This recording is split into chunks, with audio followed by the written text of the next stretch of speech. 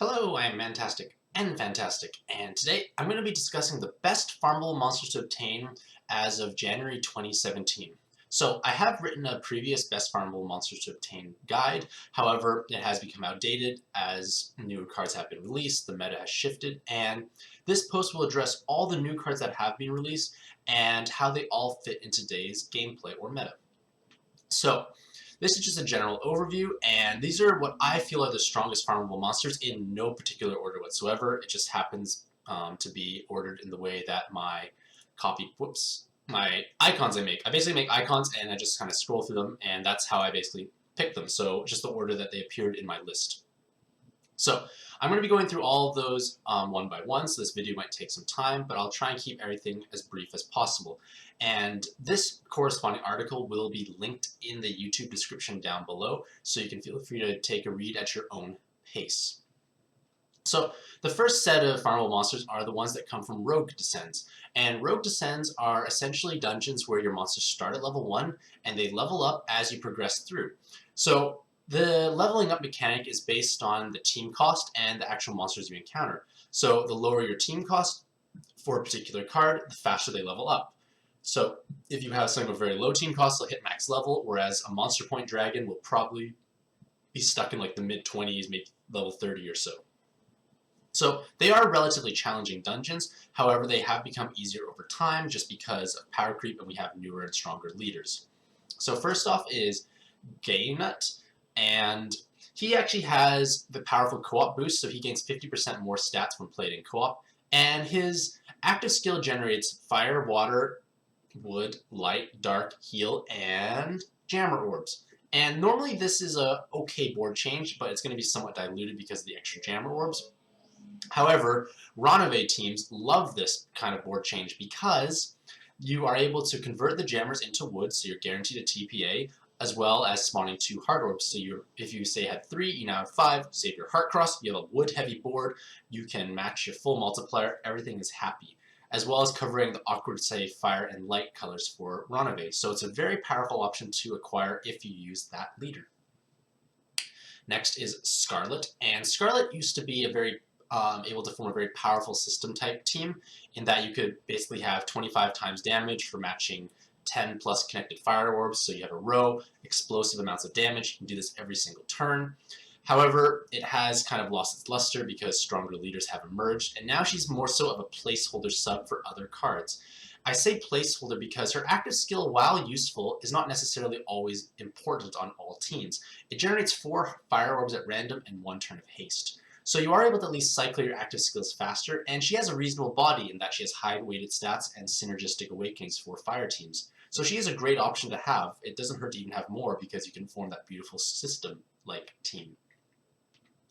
Next is Volsung, and Volsung is perhaps maybe the least valuable of all of the Rogue Descend bosses because there's no really good home for him because he doesn't spawn hard orbs, so his active skill is kind of lackluster because of that.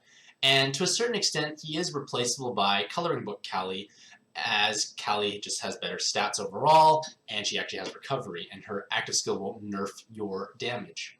So the only team that I could see this being useful on is more so Awoken Yumisachi Yamasachi, who is very situational to be fair, so just not in a good place right now. Next is Lynthia, and Lynthia is very similar to Gaynut in that she produces a full board of all 6 elements and poisons instead of jammers. So again, great synergy in Ronove teams, and she covers dark, so she can act as a budget alternative to Ragnarok Dragon if you're unable to farm the 300,000 monster points. So she is a great card, like it has decent awakenings, good active skill for Ronove, so it's worth pursuing if you have him. Next is Nordis, and Nordis provides a 30% gravity along with nice weighted stats and reasonable awakenings, and he is basically a higher statted Hera but a lesser statted Machine Hera. So it really depends, I guess, what color team you're running. It will dictate which gravity you may want to bring. And gravities, despite the are still useful because in this day and age, there is still a lot of resolve bosses with status void shields, so gravities are a great and creative way to chunk them down in a controllable manner, so that way you can push them below the resolve and then kill them. So there is still value in having gravity, and he's one of the light-based gravities that is farmable, so this is nice. Next is Zerog Infinity, and Zerog Infinity used to be pretty much the king of all farmable monsters when he first came out.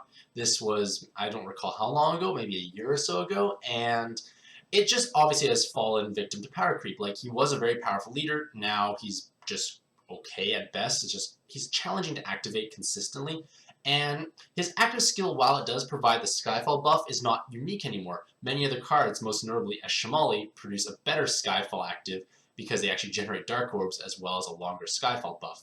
However, Zerog Infinity does provide haste, and it is a decent card to have if you don't lack better options, as well as he has some value in Eisen teams because you are able to have the Water Dark to get the recovery bonus, and the Skyfalls are helpful along with the enhanced orbs.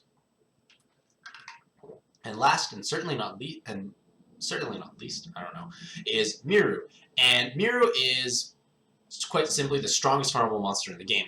She forms pretty much one of the best teams possible, and one nice fact about her is that she is obviously farmable, so everyone can acquire her, and her team building is not full of 6-star Godfest exclusives with 6-star Godfest exclusive inherits. Her team building is pretty much just regular 5-star Pantheons for the most part.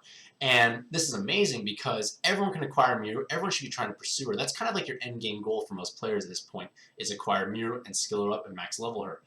And it is a challenge to evolve her, but it's worthwhile because she will clear any dungeon in the game.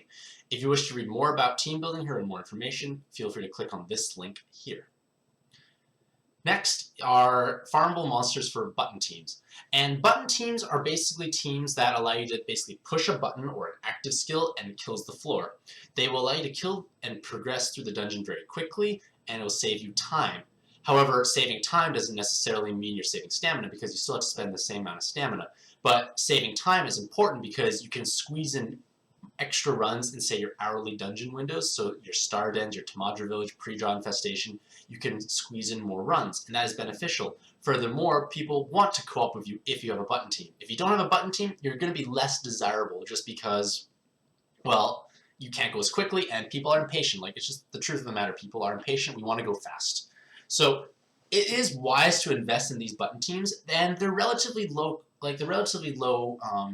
stamina cost because a lot of them you just acquire the drop and they're good to go. So they're broken down to 3 broad categories. There's the true damage, there is the poison, and then there's the non-true damage style button teams. So I'm going to go through all of them and explain how they all work. So true damage is damage that is dealt that is not resisted by enemy element or defense. So it does the fixed amount of damage that you read. So for instance, if you have, say, a Rod Tamadra, it's going to do 7,777 damage every single time, regardless of what boss you are fighting. So that is important because it allows you to execute high defense encounters. Basically, the Tamadras and the pre-draws, you are able to instantly kill them, and you don't have to worry about anything because their high defense means nothing because they have, like, say, 50-odd health or less. They instantly get executed by the true damage. So this is great because it's very fast because you're able to push the button, kill the floor, and go to the next floor without actually swapping player turns. This saves time. Like, I know it's maybe like 5 seconds or so, maybe 5 to 7 seconds per animation swap, but if you're doing this, say, 10 times, it adds up if you do this every single floor. So it's worth trying to acquire them, and in all honesty, Rod Tamadra is the best true damage button you can acquire. He does enough damage to kill the pre-draws, Tamadras, Tans, and he starts with only, I think, a 14 base cooldown, so that's reasonable because your partner brings skill boost and you should have more than enough at this point. So Rod Tamadra is probably the best true damage farmable button you can acquire for that reason. Now, Mechadon and Bane are the exact same, but they're just less commonly acquired, and Bane requires an evolution.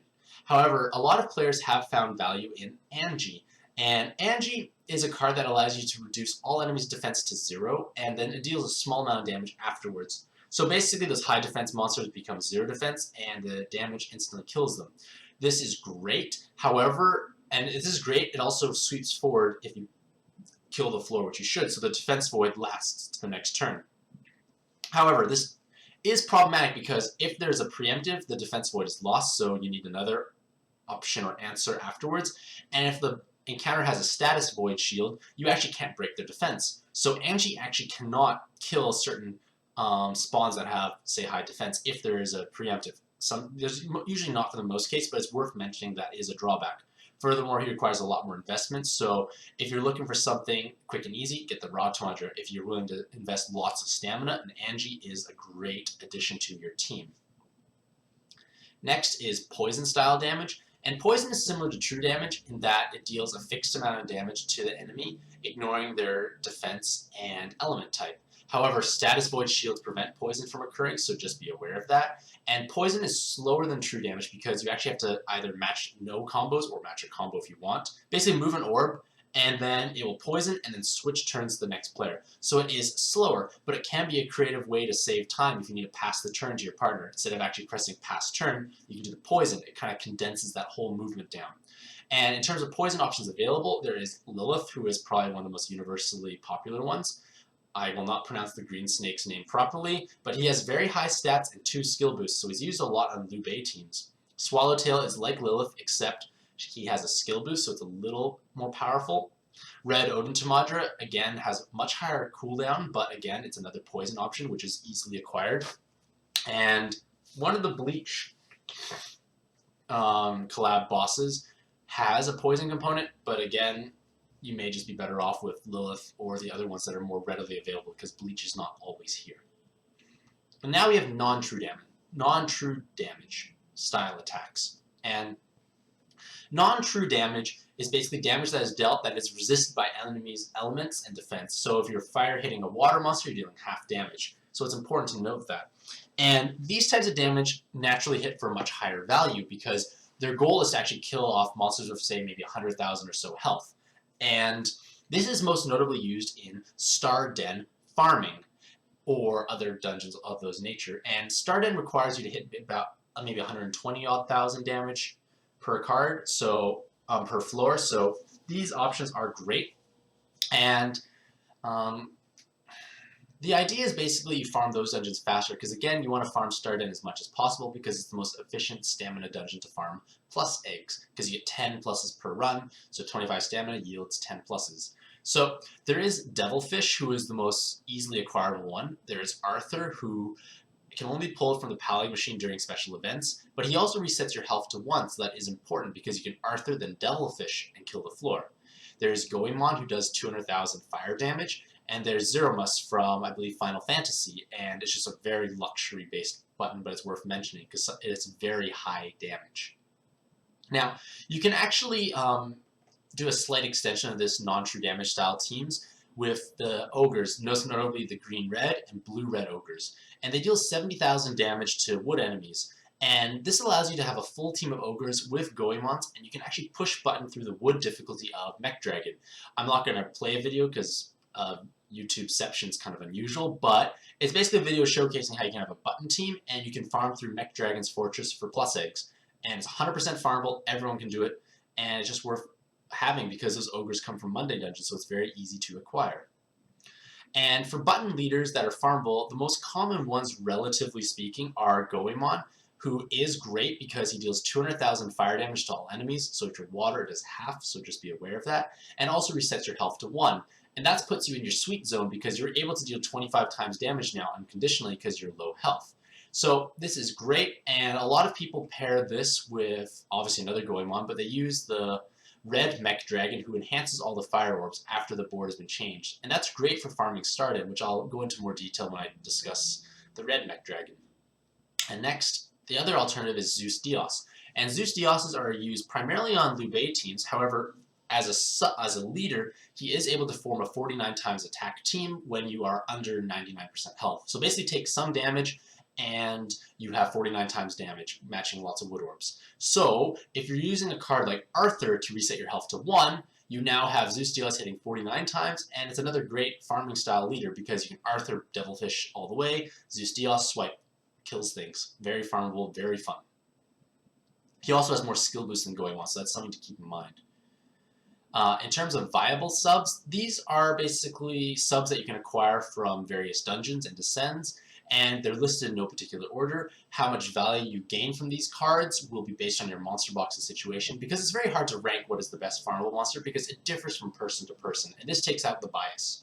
So, there is Dark Izanami, and Dark Izanami used to be one of the most important cards in the game because she provides one of the strongest shields all around, even to this day. She has a 35% damage reduction for 3 turns on a 6-turn cooldown. So you have a 50% uptime on your shield, which is fantastic because it allows you to survive most normal attacks. Furthermore, she has passive damage to dark damage, so you are even stronger because you can basically survive DQ Hero with basically any team with Dark Izanami. Plus, she has high base high base health, most notably, so you can tank hits. So it's a great option to have. It's easy to skill up. You may not use it as often nowadays, but it's worth at least considering if you run squishier teams. Next is Elia, and Elia is still a powerful monster. She provides two-prong attacks, and she has high recovery, most notably, as well as a helpful orb changer that makes dark to light with 1-turn haste. So it's worth pursuing if you run mono light teams. It can be a filler sub until you roll something else, but it's still a reasonable option overall. Next is Grizzar, and Grizzar is kind of the dark and devil equivalent to Elia, and Grizzar basically has 2 rows instead of TPAs, and this is powerful because he is a devil and you can use him on basically any dark devil team available. He changes light to dark with 1-turn haste, so it's a great active to at least cycle your other skills, has value on Pandora teams because they have lots of haste, so it's a very powerful card to acquire, and it's quite easy now to button through Devil Rush, or at least clear Devil Rush because we have stronger teams available. Next is Echidna, and Echidna is still probably the best farmable delay you can acquire. I think she provides a 3-turn delay on a 10-turn cooldown, and even though I fed my 297 one away like a year or 2 ago, I don't recall, I still reskilled another Echidna just to have in case I need a delay in some strange situation.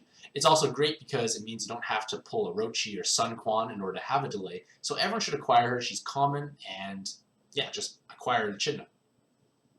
Next is Hera Is, and Hera Is best in her dark blue form because it provides a 30% gravity.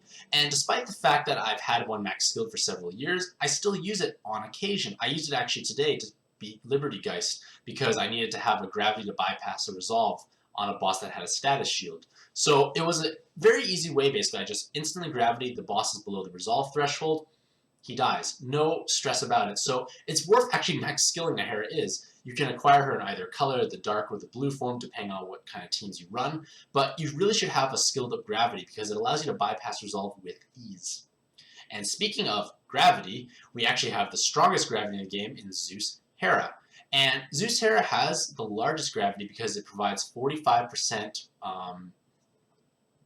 damage to their current health. So if they're 100% health, you do 45% immediately. And this gravity is great because since it's so large, you are able to have a bigger room for error because you are able to say, if a boss is say 50% resolve, hit it down to maybe 70, 80%, and then you should be able to gravity it down. It will go below the 50, and then you can kill it. So it has the largest margin for error, and that makes it one of the most desirable. Furthermore, they actually have strong awakenings and strong base stats, so they're not a terrible sub to bring along. Furthermore, they are perhaps the best way to deal with Il-6's 30% resolve, because Il-6 normally will resurrect to 50% health if you one-shot him, and then when he's at 50%, you can Zeus Hera, and it'll bring him down below the 30% resolve, and then you can kill him normally. You bypass the dance around for controlling damage, you bypass the lock jammers and the water heartboard. It's just a very simple and easy way to clear Il-6. So Zeus Hera is worth it for that reason. Next is Anna Valkyrie. Basically, Anna Valkyrie is a pad cross style evolution from regular Valkyrie, and she's always been the strongest Heartbreaker, and she's by far the strongest one still. She basically she changes hearts to enhanced light orbs, so it's a dual purpose active. It's a damage enhance and orb change, so this is fantastic. It basically can combo with, say, Saria boards, make Saria, and then you have 2/3 enhanced light, 1/3 fire. Things die and fall over. Now, obviously the main issue of Anna Valkyrie is that she is a Heartbreaker in what is currently a Heart Cross meta, so it's just maybe a little more awkward to find a perfect team for her, but she is a great option nevertheless. Next is the Reincarnated Mystic Knights, and they have reasonable base stats. They have decent awakenings, they have 2/2 prongs, 3 orb enhances, and they have a helpful 5-turn orb changer. And it may have synergy with various board changes you have, so it may be worth pursuing them if you can produce those 2/3 color boards in order for optimal board burst damage. Now, they are a very large experience sink, But again, it's farmable, so you can acquire them if they provide a helpful orb changer. And speaking of helpful orb changers, we go into the Ripper Dragons. And the Ripper Dragons are basically lesser versions of the Reincarnated Mystic Knights because they have less stats and lesser awakenings, but they have a different orb change. And the different orb change may be critical to, again, producing that 2/3 optimal board burst. I remember I used to use Haku and then the Chaos Devil Dragon to produce a dark heavy board. That was what I used back in the day, so you might find opportunities like that presently. Next is Amir, and Amir is one of the strongest bind clearing options for a farmable monster. They remove 4 turns of binds on only an 8-turn cooldown, and his devil typing allows him to be used on basically Pandora teams as one of the best options for bind clearing if you're not fortunate enough to pull, say, Gremory or Nobunaga. Khepri is a newer Descend boss, and she actually is able to form a 225 times attack team, but you cannot match 4 or less connected orbs, so you have to connect at least 5 plus, and you have to make a few combos. Now, it's just a very awkward team to play, but it obviously has potential for crazy amounts of damage. However, a lot of players have been using Khepri for her active skill, because her active skill produces +2 combos for that turn, and +2 combos are amazing for overcoming combo shields. For instance, on the new Reincarnated Raw Machine Zeus farming team, everyone runs a Khepri in order to overcome that 8 combo shield. Basically, it means it's almost impossible not to hit 8 combos because you have to make at least 5 for your colors, and you're pretty sure you can squeeze in 1 more combo and then you hit the 8 with Khepri. So it's just a great card to have all around, but her Descent is somewhat challenging to clear. And now we come to Gunma, and why Gunma is in black and white, I don't know. The icon just came that way. But Gunma is basically a very unique card because it has a 1-turn active skill cooldown. And with 1 turn, you are able to basically proc leader skills that require active skills for activation. Because cards like, say, Reincarnated Raw, they have to use an active skill to achieve their 225 times attack. Otherwise, they're just 25 times, which is pointless. So Gunma allows you to do that because you can use Gunma every single turn and proc your maximum multiplier. Now, because Gunma's active skill is kind of lackluster, people usually inherit something more meaningful over top, and then they use Gunma on the first turn, they have the more meaningful active, and then they just Gunma for the rest of the dungeon. So it's a great card to have, especially on teams that require active skills for their full multiplier. So we now come to Zeus Dios, and Zeus Dios is basically why we have puzzles and buttons in existence, because you press Zeus Dios, make 30 wood orbs, swipe, everything dies. And this is unbelievably powerful on Awoken Liu Bei teams because you have 64 times damage, plenty of rows, and the whole board is wood. So you're dealing many millions of damage on a single combo. So it's very easy, and he has 2 skill boosts. He also has a co-op boost. So he's gaining 50% more stats, so he's hitting incredibly hard. And people should really acquire a bunch of Zeus Dioses and skill them up because you can A, use it on Liu Bei, and if you're not fortunate enough to have Liu Bei, you can use your Green Odin, Australis, or Perseus and pair with a Liu Bei. Or you can even just use a Zeus Dios as a leader. Make sure you find a way to get your health down below 100%, and then you have a 7 times 8, so 56 times attack leader. Pretty amazing overall. Like, it's just a crazy card to have. And he can be skilled up, obviously, by Zeus Dioses or Hera Bjorks. And with that style of button team in mind, we come to Suture. However, Suture is basically the inferior version of Zeus Dios because he doesn't have an extra evolution. It only has 1 skill boost and no co-op boost. So it's used mainly on Awoken Sao teams, but it's just less powerful overall because Zeus Dios is just stronger because of the extra stats and awakenings. Couchamar is actually an often forgotten monster because he is farmable, and I guess Chinese celestial style board changes are somewhat falling out of favor. However, Couchamar can produce fire, wood, and dark orbs. And fire, wood, and dark orbs is great because you have a full board changer with a farmable monster. And you also actually have a 30% damage reduction shield, and all of this is on 11-turn cooldown. So it is a reasonably powerful active. Like, you are able to produce a tricolor board. And this is great for wood teams that want to make lots of combos or even row-based teams. So Couchamar is worth pursuing if you lack, say, like the Mei Mei, Sylvie, or Verdandis that are generally the common board changers. Next is the Green Serpent, whose name I won't be able to pronounce. And basically, he's basically the highest statted poison sub you can acquire. He has amazing weighted stats. He has 2 skill boosts, 2 time extends, and he's generally found on Awoken Liu Bei teams. However, if you need just a healthy buffer for a poison monster, you can use him on any other team you require. Just note that its active skill has a longer cooldown because it does produce a board of fire, water, wood, light, dark, and jammers. So because no hearts, it's not as valuable. So just kind of a longer cooldown, I guess, to compensate for such a powerful body. Next is Nazca, and Nazca would normally be a terrible monster in all honesty. However, because of Ganesha's new evolution that allows you to acquire basically 1.5 or 2.25 of dual Ganesha leaders, rank experience when clearing a dungeon, Nazca now has lots of value because people want to farm Monday Dungeon. And you can farm Monday Dungeon with dual Ganeshas to, I think, mid-rank 800s without stopping, so that is truly unbelievable. And what you do is you obviously enter with your Ganesha leaders, and then you use Nazca's active to swap spots. And Nazca, when swapped with Ganesha, allows you to have a 3 times attack team when full health. So dual Nazca leaders after swapping results in 9 times attack.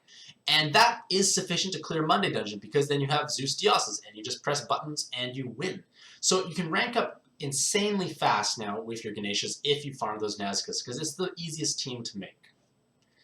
Next is Tengu, and Tengu is basically the king of skill boosts. He provides 4 skill boosts, and he's farmable. So for button teams or any team that requires a large injection of skill boosts, you should just simply run Tengu, and you'll have sufficient amounts. You can farm multiple Tengus in order to have enough skill boosts, and what you may want to do, if possible, is farm Ultimate Yamato Rush to acquire the Evolved Tengus, then feed them to himself for a chance at skill up, but you get the free Awakenings. So you save all your Tamadras, and you've actually saved 1 evolution path of Tengu. So acquire Tengu from there if you are able to, otherwise just do it the normal way through Tengu Descendant. Next is Griffin, and Griffin is able to enhance all wood orbs on a 3-turn cooldown. Now, his actual stats and awakenings are a bit lackluster, but if he's skilled up, which you probably can do just passively, you will have a fantastic orb enhancer on a very short cooldown. So this is important on Liu Bei teams because you can enhance the orbs with your Griffin, and you can have a chance of it recharging by the time you get to the end of the dungeon. Furthermore, that also means you could inherit something on top of Griffin, use that new inherited active at the beginning, and then Griffin recharges by the end. Pretty helpful card all around, and it's worth just passively pursuing because when you farm Zeus Dios, you have a chance to drop Griffins and skill up the Griffins. Next is Canopus, and Canopus is basically a stronger form of a Griffin. It has much better stats, and he does have better awakenings. However, he is on a 5-turn cooldown, so it requires basically longer recharge time, so you can't use it twice in a dungeon is the most likely scenario. Keeping in mind with the whole idea of enhancing orbs is the Red Mech Dragon, and he's basically like a less potent Canopus because he has less awakenings, less stats because he lacks an evolution, but he is able to enhance all fire orbs, so that's great on Goemon's active or Suture, but it's used a lot with Goemon because when you're farming Starden, if you encounter the Water Ogre, you use Goemon's active, but you can't kill it because it's water. But if you use the Red Mech Dragon right afterwards, you've enhanced your orbs, which you need to do, but you've also killed off the Water Ogre. So this is great. You basically are using the same amount of buttons you normally would, and you go just as fast. Next is Hera Bjork, and Hera Bjork is probably the best in terms of body for wood orb enhancing because she has the best awakenings and she does have technically the best active skill in the sense there's a 10% gravity, but it's also the longest cooldown and requires the most investment. So it's who you choose to use for your wood enhance of either Griffin, Canopus, or Hera Bjork is basically just based on the dungeon and what your level of investment is for farming up these monsters. Next we come to Ishtar, and Ishtar is a new evolution for basically a monster that no one really cared about, and it's an important evolution because you actually gain a Dragon Killer Awakening. Now, she is pretty much eclipsed by Machine Athena in terms of stats, awakenings, and basically everything in general. However, Ishtar has a significant advantage over Machine Athena in Rogue Descents. Because Machine Athena has an insanely high team cost, and a late bloomer experience curve, Machine Athena will basically gain no levels in a leveling up dungeon, and because it is late bloomer, she's going to have almost no stats. So even though she has normally what would be better stats and better awakenings, she never actually gets to deal that much damage because she's going to be at like level 15, 20, 30, whereas Ishtar would be possibly max level. So Ishtar automatically has way better stats in that case, and her Dragon Killer would do way more damage. So this is important to keep in mind. You may want to have just both in general because you want Machine Athena for other reasons, but Ishtar is great for rogue descents. In addition, Ishtar's active allows you to actually break defense of all enemies for one turn. So this is a great Balboa alternative because it allows you to instantly kill those pre-draws because you change the defense to 0, you match basically whatever orbs you have, like just let's say one set of wood, they'll instantly kill the pre-draws. So it's a great card to have all around if you're using those Awoken Liu style teams. Next is, oh, I'm not going to pronounce that name. Nope, not going to happen today. And she's basically another powerful wood monster because she has a short 4-turn active, which can produce 3 wood orbs, but a reasonably powerful body with high weighted stats and useful awakenings. So you can easily inherit a more important active over top of her and go from there. And I guess like another important thing to note about her is that she has stockings and bunny ears, so cuteness. And last for these type of viable subs is the art or coloring book Callie, and this is a rare pull from a Pally machine during only special events, and I'd estimate it's at a 1% chance based on my 800 or so rolls. But if you do pull her, don't feed her away. She basically is a light Callie, but water, and it's worth keeping. But you have to keep in mind you are unable to inherit her active skill because she didn't come from the rare machine. And now we transition into the machine bosses, and the machine bosses are basically bosses that come from incredibly difficult dungeons. They are not for the faint of heart to tackle. Furthermore, they have outrageously complex evolution paths, and they're challenging to skill up, challenging to level up, and even just challenging to acquire. So not many people are going to have them, and it's only worth pursuing if you are able to comfortably clear the dungeon. Furthermore, all of these cards have around 1,000 weighted stats, and they're all bind immune, and their leadership skill full multiplier only is achievable in co-op mode, so you have to use them in that case, unless you're using them as a sub. So, first off is Machine Zeus, and Machine Zeus is able to form a 76.56 times attack and 6.25 times recovery team in co-op if your health is full.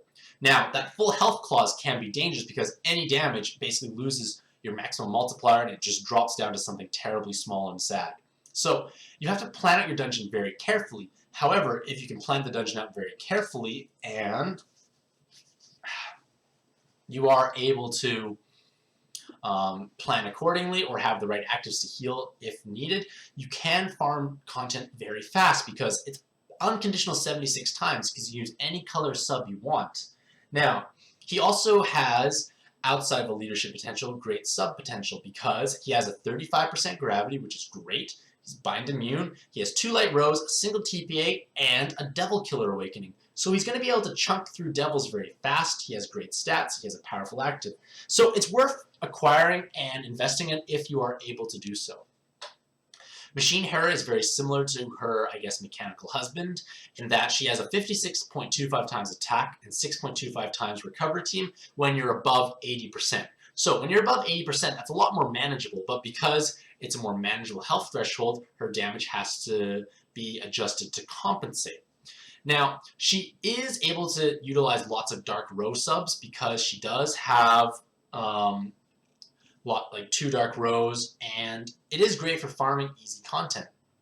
However, you can use her as a sub for that 30% gravity, and she does trade her Devil Killer for God Killer. But a great card all around, and her Descend is also a similar difficulty level as, I'd say, Machine Zeus. And finally, we come to Machine Athena, and she pretty much differs from them in that she has a 1.82 times health and 56.25 times attack team for only machine type cards. So she's basically thrown out the health requirements, but she has imposed machine restrictions. Now, that can be challenging for the average player to acquire because you may not really have very many wood machine cards. However, if you are able to form a team for her, she's actually one of the fastest Arena 1 farmers in the game because the unconditional damage, she has a Dragon Killer, she has the highest attack in the game along with 2 TPAs. So she's going to achieve incredible amounts of damage with a TPA and even more outrageous damage against a Dragon type boss. So it is a very powerful card to have as a sub or a leader, but just be aware when you are using as a leader, you can't necessarily recover because you have no recovery multiplier, and machines tend to have low base recovery as a general rule of thumb.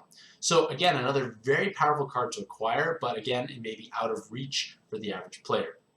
So, in conclusion, there are plenty of powerful farmable monsters to acquire in Puzzle and Dragons. They have varying degrees of viability, and they do range from hard to acquire to simply dropped from basic dungeons. So what you choose to pursue is basically up to you, but hopefully you take make it your New Year's resolution, if you may, as it is now 2017, to acquire all these farmable monsters and invest in them in some way, shape, or form, so at least you have them available when the time calls for them. So let me know who you think is the most valuable farmable monster to you, and just make sure to check out the article in the description below. I hope you have a mantastic day, and happy puzzling!